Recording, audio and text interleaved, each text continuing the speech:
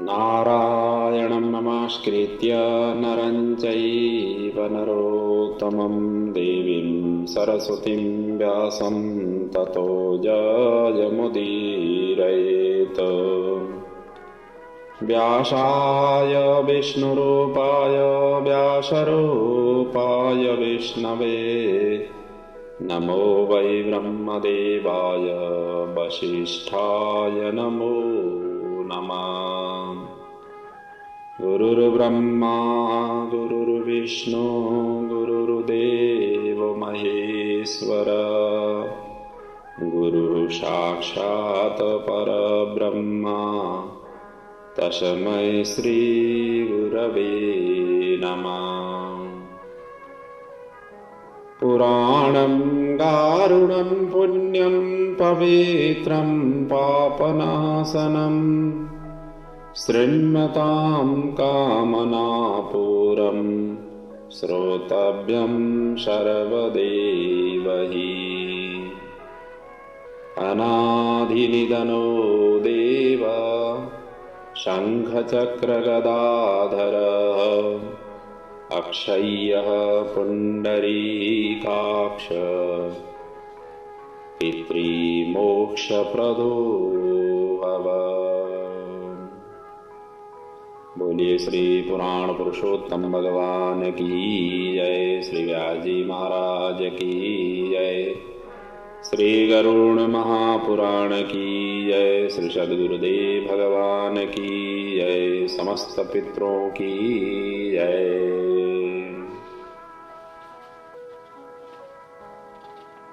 गरुड़ पुराण के उत्तरार्ध में वर्णित प्रेत कल्प की हम कथा को चिंतन मनन करते हुए आ रहे हैं पिछले दिनों से।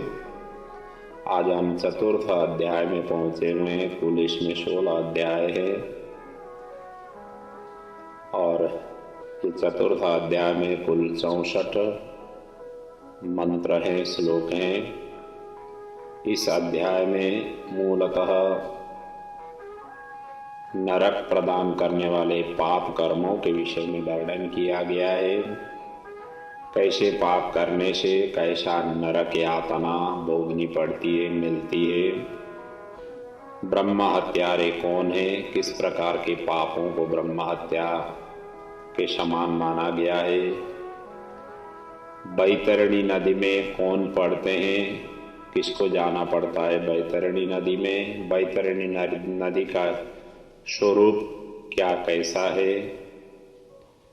वर्ण व्यवस्था के विपरीत कर्म करने वाले का भी नरक की यातना भोगनी पड़ती है।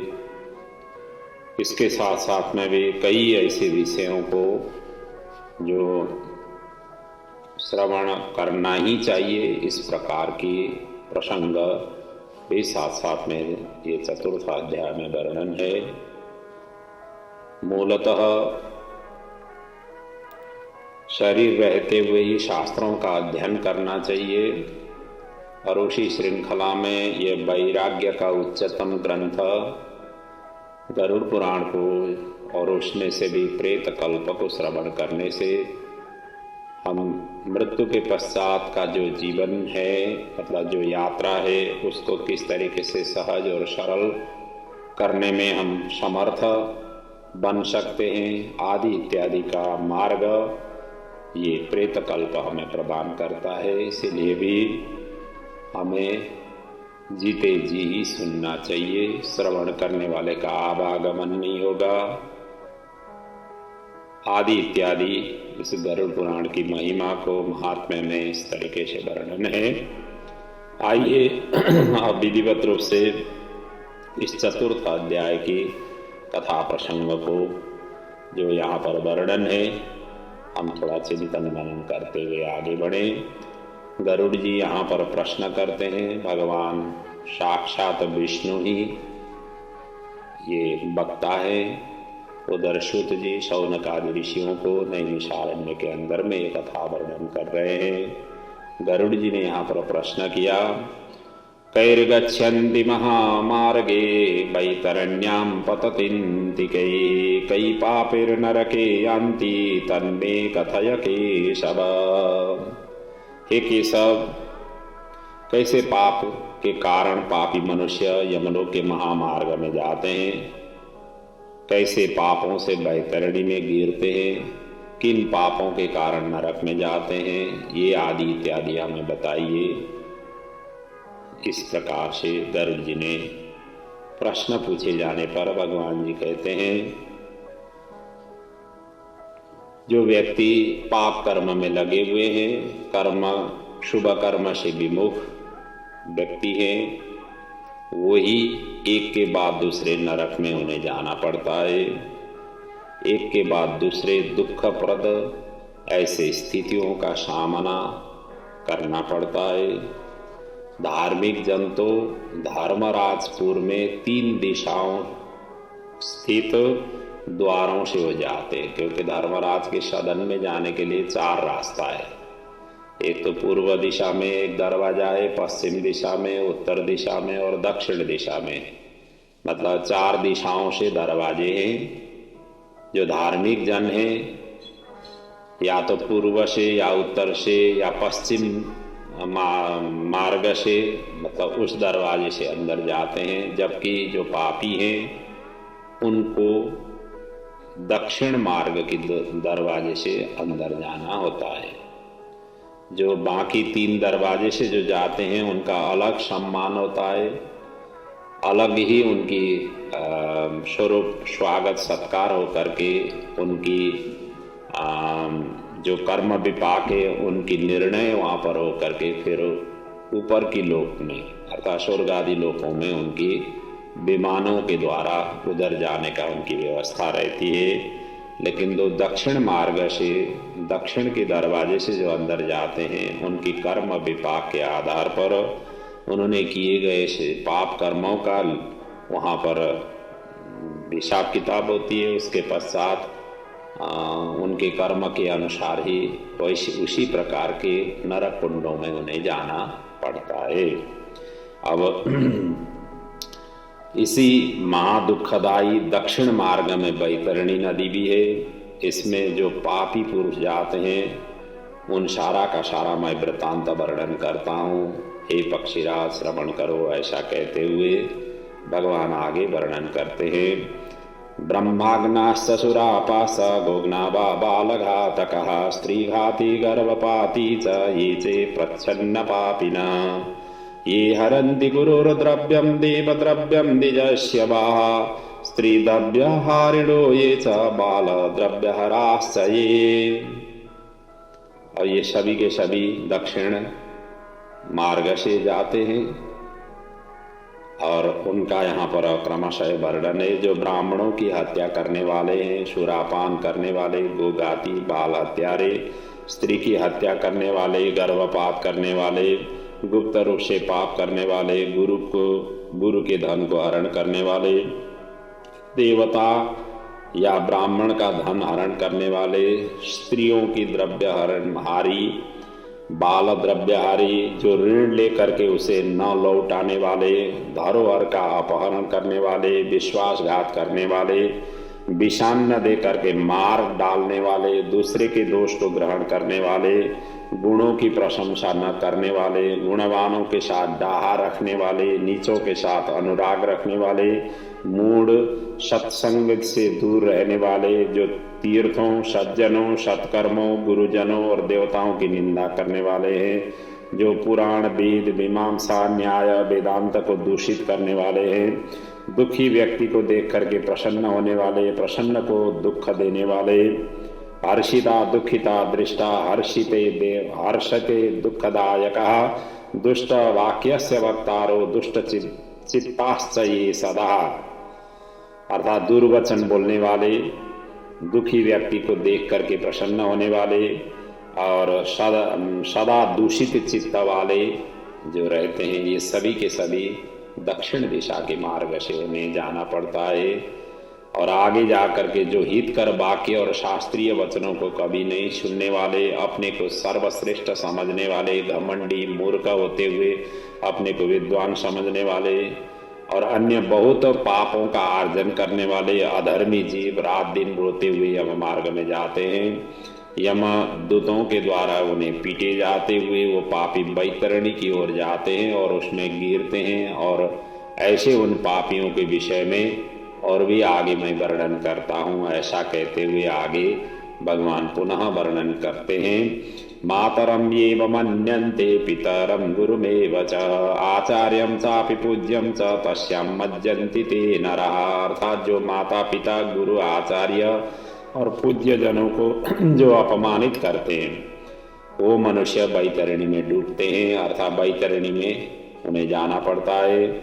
जो पुरुष पतिव्रता सच्चरित्र उत्तम कुल में उत्पन्न विनय से युक्त स्त्री को द्वेष के कारण छोड़ देते हैं वो सभी बैतरणी में उन्हें जाना पड़ता है। जो हजारों गुणों को होने पर भी सत्पुरुषों में दोषों को आरोपण करते हैं, उनकी अवहेलना करते हैं, उनको अपमान करते हैं, उनको तिरस्कार करते हैं, उनको नीचे गिराते हैं, वो सभी के सभी बैतरणी में पड़ते हैं। इतना ही नहीं, ब्राह्मणाय प्रतिश्रुत्य यथार्थम न ददाति यः आहूय नास्तियो ब्रूयात् तयोर्भाषाश्च संततम्। अर्थात वचन दे करके जो ब्राह्मणों को यथार्थ रूप में दान नहीं देता है, बुला करके जो व्यक्ति नहीं है ऐसा कहते हुए सदा नहीं है ऐसा कहते हुए उनका समय या उनको तिरस्कार उनको अपमान इस तरीके से करता है तो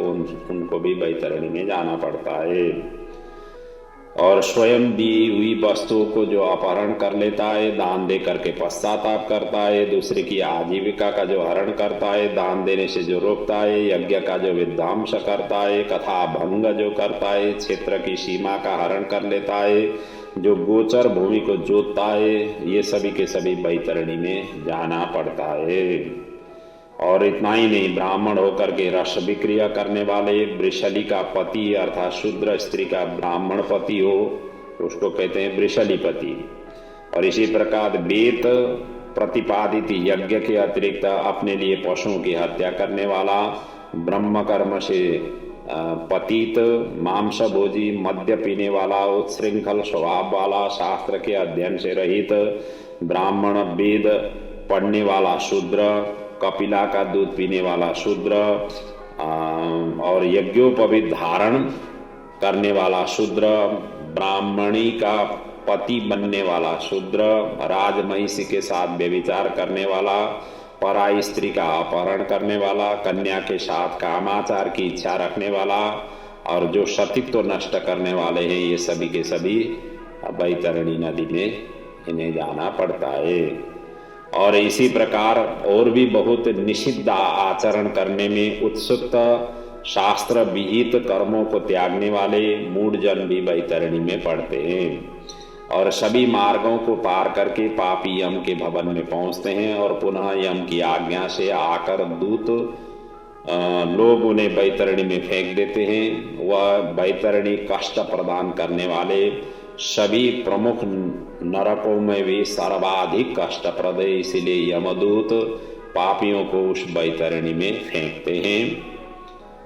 और जिसने अपने जीवन काल में काली गौ का दान नहीं किया, मृत्यु के पश्चात जिसके उद्देश्य से बांधवों द्वारा कृष्ण गौ नहीं दी अर्थात गौदान जिन्होंने नहीं किया, जिसने अपने औरदेही क्रिया नहीं कर ली अर्थात श्राद्ध आदि जिनके पीछे नहीं हुआ है, तर्पण पिंडदान आदि का कार्य जिनके पीछे नहीं हुआ है, और जिसके वो उद्देश्य से औरदेही क्रिया नहीं की गई है, वो सभी के सभी ये महान दुखदायी बैतरणी नदी में पड़ते हैं। और इतना ही नहीं, ऐसे बैतरणी नदी के तट में स्थित शालमली वृक्ष में ये मतलब इनको लटकाया जाता है। और जो झूठी गवाही देने वाले, धर्म पालन का ढोंग करने वाले, छल से धन का अर्जन करने वाले, चोरी द्वारा आजीविका चलाने वाले, अत्याधिक वृक्षों को काटने वाले, वन और वाटिका को नष्ट करने वाले, व्रत और तीर्थ का परित्याग करने वाले, विधवा के शील को नष्ट करने वाले, और जो स्त्री अपने पति को दोष लगा करके परपुरुष में आसक्त होने वाली है, ये सभी के सभी और इस प्रकार के अन्य पापी भी सालमली वृक्ष द्वारा बहुत ताड़ना प्राप्त इन्हें होता है। पीटने से नीचे गिरे हुए उन पापियों को यमदूत नरक में फेंकते हैं, और उन नरकों में जो पापी गिरते हैं उनके विषय में भी मैं अब क्रमशः वर्णन करता हूँ। ऐसा कहते हुए भगवान आगे वर्णन करते हैं, जो वेद की निंदा करने वाले हैं, नास्तिक हैं, मर्यादा का उल्लंघन करने वाले, कंजूस, विषय में डूबे रहने वाले, दम्भी, कृतज्ञ मनुष्य निश्चय ही नरक में गिरते हैं। जो कुआं, तालाब, बावली, देवालय, सार्वजनिक स्थल, धर्मशाला आदि को जो नष्ट करते हैं या उनके बनाने में, बनने में साथ और सहयोग देने के अतिरिक्त उनके ऊपर में विरोध जो खड़ा करते हैं या तो विरोधी बन करके उनके आगे प्रस्तुत हो जाते हैं, ये सभी के सभी जहाँ जहाँ पवित्र कार्य हो रहे हैं वहाँ जो बाधा अड़चन प्रदान करने वाले हैं, जो ऐसे चीज़ों को आगे बढ़ने नहीं देते हैं, सत्कर्म में जो संलग्न हैं उनके पीछे उनका मतलब पीछे से उनका विरोध करने वाले हैं, ये सभी के सभी बैतरणी नदी से लेकर इन नरकों में जाते हैं। और स्त्रियों, छोटे बच्चे, नौकरों, श्रेष्ठ जनों को छोड़ करके पितर और देवताओं की पूजा का परित्याग करके जो भोजन करते हैं वो सभी के सभी नरकगामी होते हैं। अर्थात सुबह प्रभु को याद किए बिना, प्रभु को स्मरण, चिंतन, पूजन, अर्चन किए बिना, प्रभु के आगे जोत जगाए बिना, प्रभु को थोड़ा आराधना उपासना किए बिना, अपने पितरों के लिए, देवताओं के लिए आराधना उपासना किए बिना जो भोजन करते हैं, ये सभी के सभी नरकगामी होते हैं। जो मार्ग में कीलों से, फूलों से, लकड़ियों से, पत्थरों और कांटों से जो रोकते हैं या मार्ग का अवरोध करते हैं, मार्ग में जो जाने वाले जो वाहन आदि हैं उन आदियों को किसी भी तरीके से दुर्घटना कराने में जो उद्यत होते हैं, ये सभी के सभी नरकगामी होते हैं। और इतना ही नहीं, शिवम शिवाम हरिम सूर्यम गणेशम सद्गुरुम बुधुम न पूजयन्ति ये मंदास्ते वही नरकगामिना। ये पंचदेव कहते हैं, 5 देवताओं को शिवम शिवाम अर्थात भगवान शिव जी, माँ दुर्गा, हरि भगवान विष्णु, सूर्य, गणेश और सद्गुरु, इनके प्रति जो श्रद्धावान नहीं होते हैं अर्थात इनके प्रति इनका जो स्मरण, चिंतन, पूजन, आराधना उपासना जो नहीं करने वाले हैं, ये सभी के सभी नरकगामी होते हैं। और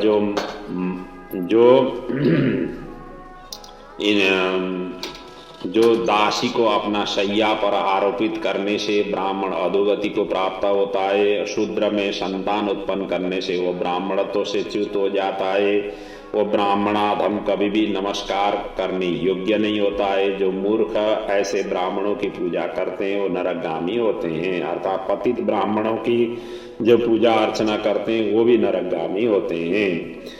और दूसरे के कलह से प्रसन्न होने वाले जो मनुष्य ब्राह्मणों की कलह, गौओं की लड़ाई को नहीं रोकते हैं या नहीं रोकवाते हैं, ऐसा देख करके प्रसन्न होते हैं या उसका समर्थन करते हैं या बढ़वा देते हैं, वो अवश्य ही नरक में जाते हैं। जिसका कोई दूसरा शरण नहीं है, ऐसे पति परायण स्त्री के ऋतुकाल की द्वेषवश जो उपेक्षा करने वाले, ये भी नरकगामी होते हैं।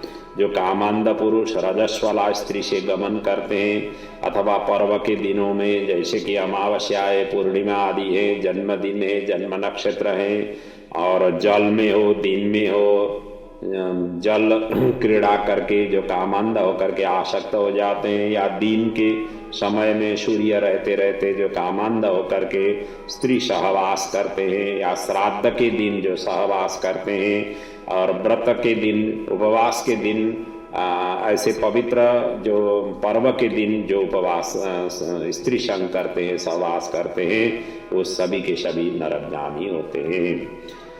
और आगे जाकर के कहते हैं, ये शारीरम मलम बन्नो प्रक्षेपन्ति जले पिचः आरामे पथि गोष्ठे बाते वही नरकगामिना। जो अपने शरीर के मल को आग में, मतलब अग्नि में, जल में, उपवन में, मार्ग में या गौशाला में अपने मलमूत्र को त्याग करते हैं, विसर्जन करते हैं, वो निश्चय ही नरक जाते हैं। जो हथियार बनाने वाले, बाण और धनुष का निर्माण करने वाले, इनका विक्रय करने वाले हैं, वो भी नरकगामी होते हैं। चमड़ा बेचने वाले वैश्य, किस अर्थात योनि का विक्रय करने वाले स्त्रियां, विष का विक्रय करने वाले, ये सभी के सभी नरकगामी होते हैं। और आगे जाकर के कहा है अनाथम नानुकंपन्ति ये शाताम द्वेषकारका बिना अपराधम दंडन्ति ते वै नरकगामिनः। अर्थात जो अनाथ के ऊपर कृपा नहीं करते हैं, जिनका कोई सहारा नहीं है, उनके प्रति जो श्रद्धा, जिनका कोई सहारा नहीं है, असहाय को जो सहारा नहीं देते हैं, समर्थ होते हुए भी जो सहारा नहीं प्रदान करते हैं, सत्पुरुषों से जो द्वेष करते हैं या निरपराध को दंड देते हैं, वो सभी के सभी नरकगामी होते हैं। इसी प्रकार आश लगा करके घर पर आए हुए ब्राह्मणों या याचकों को पाक संपन्न अर्थात भोजन के बने रहने पर भी जो भोजन नहीं कराते हैं, वो भी सभी के सभी निश्चय ही नरकगामी होते हैं। और जो सभी प्राणियों में विश्वास नहीं करते हैं, उन पर दया नहीं करते हैं, जो सभी प्राणियों के प्रति कुटिलता का व्यवहार करते हैं, वो सभी के सभी निश्चय ही नरकगामी होते हैं। जो अजितेंद्रिय पुरुष नियमों को स्वीकार करके बाद में उन्हें त्याग देते हैं, वो भी सभी नरकगामी होते हैं। इसी प्रकार जो आध्यात्म विद्या प्रदान करने वाले गुरु को जो नहीं मानते हैं, जो पुराण वक्ता को नहीं मानते हैं, वो नरक में जाते हैं। और जो व्यक्ति मित्र से द्रोह करते हैं, जो व्यक्तियों की आपसी प्रीति का जो भेदन करते हैं, जो दूसरे की आशा को नष्ट करते हैं, वो सभी के सभी निश्चय ही नरक में जाते हैं। और इसी प्रकार विवाह को भंग करने वाले, देव यात्रा में विघ्न करने वाले, तीर्थ यात्रियों को लूटने वाले घोर नरक में, इन सभी का घोर नरक में जाना पड़ता है और वहाँ से उनका पुनरावर्तन नहीं होता है। आगे जाकर के कहा है अग्नि दध्यान महापापी गृहे ग्रामे तथा बने सनीतो यमदूतैः स बन्नी कुंडेषु पच्यते। जो महापापी घर गांव और जंगल में आग लगाता है, यमदूत उसे ले जाकर के अग्निकुंड में पकाते हैं। अग्नि से जले हुए अंग वाला वह पापी जब छाया की याचना करता है तो यमदूत उसे असिपत्र नामक वन में ले जाते हैं, और जहाँ तलवार के समान तीक्ष्ण पत्तों से उसके अंग जब कट जाते हैं, तब यमदूत उससे कहते हैं रे पापी, शीतल छाया में सुख की नींद ले लो। इस तरीके से कहते हैं, अर्थात इतना उनको प्रताड़ित किया जाता है। आगे जाकर के कहते हैं पानीयम पातुमिच्छन् वै तृषार्ते यदि याचते पानार्थम तैल अत्युष्णम तदा दूतै प्रदीयते। अर्थात जब प्यास से व्याकुल होकर के जल पीने की जो इच्छा से पानी मांगते हैं, तो उनको यमदूत द्वारा उसे खौलाता हुआ तेल अर्थात एकदम उबला हुआ तेल पीने के लिए उन्हें दिया जाता है। और पानी पियो और अन्न खाओ ऐसा कहते हुए उनके द्वारा इस प्रकार से कहा जाता है। अर्थात उनको इस तरीके से तिरस्कार रूप से उनको आचरण व्यवहार करते हैं। और उस अति उष्ण तेल को पीते ही उनके आंतें जल जाती है और वो गिर पड़ते हैं, और किसी प्रकार पुनः उठ करके अत्यंत दीन की भांति प्रलाप करते हैं। विवश होकर के ऊर्ध्व श्वास लेते हुए वो कुछ कहने में भी असमर्थ होते हैं। इत्येवं बहुशास्त्राक्षं यातना पापिनां स्मृता किमते विस्तरात् प्रोक्तैः सर्वशास्त्रैः सुभाषितैः। एताक्ष हे गरुड़राज, अंतिम में भगवान कहते हैं इस प्रकार पापियों की बहुत सी यातनाएं बताई गई है, विस्तार पूर्वक इन्हें कहने की क्या आवश्यकता है। आप संकेत से ही समझ गए हैं कि जो निषिद्ध कर्म है, जो शास्त्र विरुद्ध कर्म है, जो आचरण विरुद्ध कर्म है, जो एक अपने लिए जो अप्रिय है, अपने लिए जो अप्रिय है वो दूसरे के लिए भी अप्रिय है। उस प्रकार से अपने आप ही सचेत होना चाहिए, चाहे वाणी से हो, चाहे व्यवहार से हो, चाहे आचरण से हो। इस तरीके से यदि जो करते हैं वही व्यक्ति ही कल्याण के भागी होते हैं। अन्यथा दूसरे को कष्ट देना, दूसरे को पीड़ा देना, दूसरे को किसी भी तरीके से गिराना, चाहे अपने विद्वता के हिसाब से हो, चाहे धन के हिसाब से हो, चाहे मान के हिसाब से हो, किसी भी तरीके से दूसरे का अपमान करना, ये सभी के सभी नरकगामी होते हैं। और नरक में जाकर के कल्पांत पर्यंत उन्हें अनेक प्रकार की यातना भोगनी पड़ती है। और इनके संबंध में सभी शास्त्रों में इसी प्रकार से ही वर्णन है। इस प्रकार हजारों नर नारी नारकीय यातना को भोगते हुए प्रलय पर्यंत घोर नरक में पकते रहते हैं। उस पाप का अक्षय फल भोग करके पुनः वही पैदा होते हैं और यम की आज्ञा से पृथ्वी पर आकर वो सभी के सभी स्थावर आदि योनियों को प्राप्त होते हैं। मनुष्य योनि में नहीं, स्थावर, क्योंकि स्थावर योनि कहते हैं जो एक ही जगह पर स्थिर रहना, जैसे वृक्ष आदि है स्थावर योनि है, एक जगह पैदा होते हैं, वो उनको घूमना फिरना सारा को, वृक्ष कहाँ जाते, वृक्ष तो एक ही जगह वहीं पर बढ़ते हैं, तो उसको कहते हैं स्थावर। स्थावर मतलब स्थायी रूप से जहाँ रहना हो उसको स्थावर कहते हैं। तो इसीलिए वृक्ष आदि योनियों में उन्हें पैदा होना पड़ता है। और वृक्ष गुल्म लता बल्ली गिरयस्त तृणानि च स्थावरा इति विख्याता महामोह तमावृता। अब इनको ये स्थावर की यहाँ पर व्याख्या कर रहे हैं। वृक्ष हो गया, गुल्म लता बल्ली गिरी अथा पर्वत तृण आदि ये स्थावर योनियां कही गई है और ये अत्यंत मोह से आवृत हैं। कीट पशु पक्षी जलचर देव इन योनियों को मिला करके सभी मिला करके 84 लाख योनि कही गई है। एतः सर्वे परिभ्रम्य ततो यान्ति मनुष्यताम। इन सभी योनियों को घूमते हुए जीव अंतिम में मनुष्य योनि को प्राप्त करते हैं। और मनुष्य योनि में भी नरक से आए हुए व्यक्ति चांडाल के घर में जन्म लेते हैं, अर्थात नीच योनि में उन्हें जन्म मिलता है। ऐसे अपवित्र क्षेत्रों में उन्हें जन्म मिलता है और अनेक प्रकार की रोग के साथ में जन्म लेते हैं। ऐसा नहीं है कि मतलब शरीर स्वस्थ हो, ऐसा भी नहीं होता है। अनेक प्रकार के लूले लंगाड़े अपाहिज इन तरीके से किसी न किसी तरीके से अंग भंग इस तरीके के कुष्ठ आदि पाप चिन्हों से वो पैदा होते हैं। और इन सभी एक तो ऐसे परिवार में जहाँ पर अपना हाथ मुंह जोड़ने के लिए सुबह शाम के लिए बड़ी संघर्ष करनी पड़ती है, ऐसी घरों में जन्म लेना पड़ता है। ऊपर से अनेक प्रकार की बीमारियां भी साथ में हो जाती है आदि इत्यादि से वो कष्ट ही नरक से आने वाले जितने भी हैं वो सभी कष्ट ही यहाँ आकर के भी भोगना उन्हें पड़ता है। और किसी को गलित कुष्ठ हो जाता है और कोई जन्म से अंध होते हैं और कोई महारोग से व्यथित होते हैं। इस प्रकार पुरुष और स्त्रियों में पाप के चिन्ह दिखाई पड़ते हैं। ये सभी के सभी नरक भोग करके आए हुए, ऐसा इस तरीके से समझना चाहिए। ये बताते हुए भगवान ने ये चतुर्थ अध्याय की गरुड़ पुराण के ये नरक प्रद पाप चिन्ह निरूपण, ये चतुर्थ अध्याय की कथा यहाँ पर इस तरीके से वर्णन किया हुआ है। और इसी के साथ में आज का प्रसंग को भी मैं विराम दे रहा हूँ। जैसा कि इस गरुड़ पुराण ने वर्णन किया हुआ है, जो धर्म से विमुख हैं, धार्मिक कार्यों से विमुख हैं, सत्कार्य से जो विमुख हैं, सत्संग से जो विमुख हैं, उन्हीं को ही नरक जाना पड़ता है।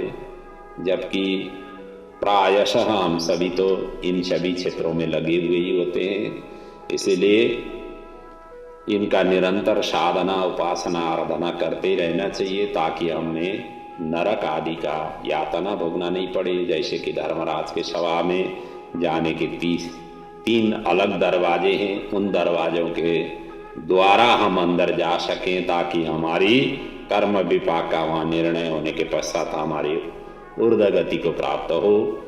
क्योंकि नरक तो सभी को जाना ही पड़ता है, चाहे धर्मात्मा हो चाहे पापात्मा हो, सभी को जाना पड़ता है। धर्मराज की सभा में जा करके ही वहीं से विमान आदियों से जिस लोक के लिए वो अधिकारी हैं उस लोक में जिस जैसे पुण्य कर्म किए हुए हैं उस पुण्य कर्म के आधार पर ऊपर की लोकों में जाने का विधान है।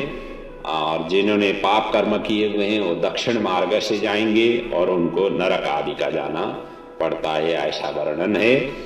तो अपने आप ही जीवन में सत्कर्म करें, सत्कार्य करें और इसी से ही हमारा कल्याण होने वाला है। जिस दिन हमें ज्ञान का दरवाजा, ज्ञान की हृदय से खुला या देखा, हमारे दिव्य चक्षु का प्राकट्य हुआ, हमने दिव्य नेत्र जिस दिन हमने प्राप्त किया, दिव्य ज्ञान जिस समय हमने प्राप्त किया, बस उसके पश्चात लगना ही बाकी रह जाता है। राम सुखदास जी महाराज कहा करते थे, बस आपने जितना अभी तक ज्ञान लिया हुआ है इतना ही इनफ है, आगे और ज्ञान लेने की जरूरत नहीं है, बस लग जाओ, व्यवहार में उतरो। जब व्यवहार में उतरोगे तभी जा करके कल्याण होगा। केवल सुनने से, श्रवण करने से, चिंतन मनन ही करने से कल्याण होने वाला नहीं है। व्यवहार और आचरण में भी उतरना चाहिए। जिस दिन व्यवहार और आचरण में उतर जाएंगे उसी दिन से कल्याण का सीढ़ी आप चढ़ने शुरू हो जाएंगे और वही हमें इस जीवन से करना है। और इन्हीं शब्दों के साथ ये चतुर्थ अध्याय की कथा के सहित आज के प्रसंग को यहाँ पर विराम देते हैं। आपका जीवन सुखद रहे, सभी प्रकार से प्रभु आपके जीवन, आपके परिवार के जीवन के लिए आशीर्वाद प्रदान करें। अपने जितने भी पूर्वज हैं उन पूर्वजों का दिव्य गति प्राप्त हो, यही प्रभु के चरणों में प्रार्थना वंदना करते हुए मैं अपने आज की वाक् पुष्प को यहाँ पर विराम देता हूँ। ओम पूर्णमदः पूर्णमिदं पूर्णात् पूर्णमुदच्यते पूर्णस्य पूर्णमादाय पूर्णमेवावशिष्यते। ओम शांति शांति शांति। ओम।